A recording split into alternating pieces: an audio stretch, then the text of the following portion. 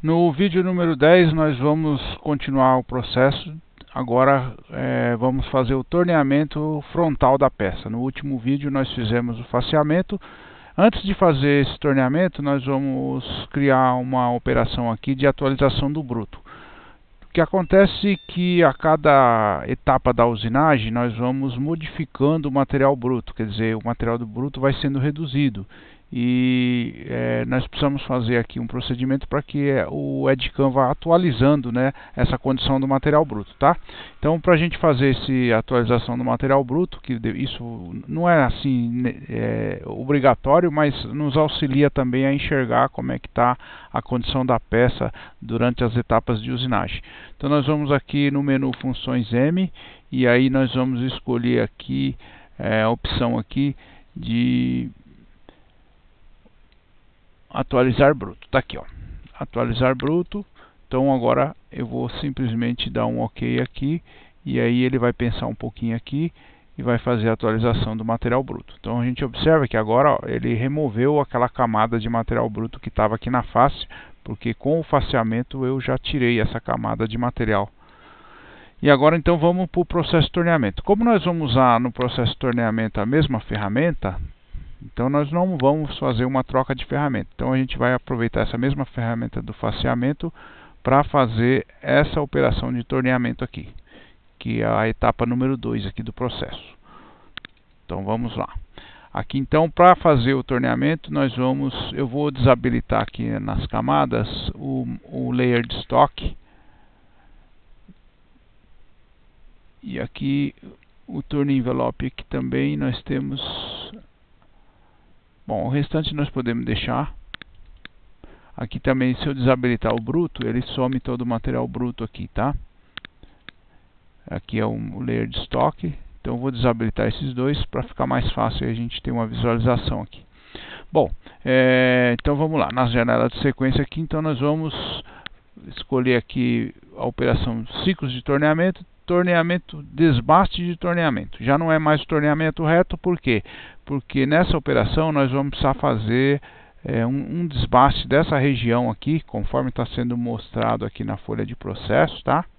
Que é toda essa região aqui da peça, e nós temos que, nesse processo, a ferramenta tem que acompanhar esse perfil da peça aqui, tá? Então a gente observa que nós temos aqui que fazer aqui um desenho, né, de um perfil aqui. Então fazer o desbaste do material, mas mantendo aqui um desenho e inclusive deixando um sobremetal para acabamento também. Então vamos lá. Para a gente fazer esse tipo de usinagem, nós vamos utilizar então essa estratégia aqui, ó, desbaste de torneamento. No desbaste de torneamento também abre uma janela aqui, conforme nós tivemos no outro processo, onde ele pede para nós os parâmetros de corte. Vocês observam que ele manteve os parâmetros de corte da última operação que nós fizemos, que foi o faceamento. E vamos confirmar aqui, ó, os parâmetros de corte são os mesmos, porque a profundidade é a mesma ferramenta, né? Então aqui vai se manter esses parâmetros, tá? Incremento de corte também 1 milímetro. Nós estamos usando uma profundidade de corte pequena, porque essas peças são bastante reduzidas, o tamanho e o material é pequeno. Então, para evitar, o material nosso também é um material é um polímero, né? Não é um material metálico. Então, se a gente aplicar um esforço de corte grande, nós corremos o risco de ter uma deformação do material durante a usinagem. E aqui então nós vamos escolher aqui então aqui já está tudo ok, o parâmetro de corte, incremento de corte. Vamos deixar aqui um sobremetal para acabamento de 0,3 milímetros, tá? 0,3 e 0,3. Ok. Agora ele pede para a gente selecionar aqui o grupo de perfil, quer dizer, onde que nós vamos usinar. Aqui é que entra então a vantagem, né, da gente ter criado então aquelas características, tá? Nesse caso eu posso escolher aqui esse torneamento frontal aqui, ó. Então eu selecionando aqui o torneamento frontal, ele já vai selecionar toda essa região aqui de usinagem. E agora então eu vou clicar aqui, e aí ele pede para me selecionar o ponto inicial e final que eu quero começar a minha usinagem.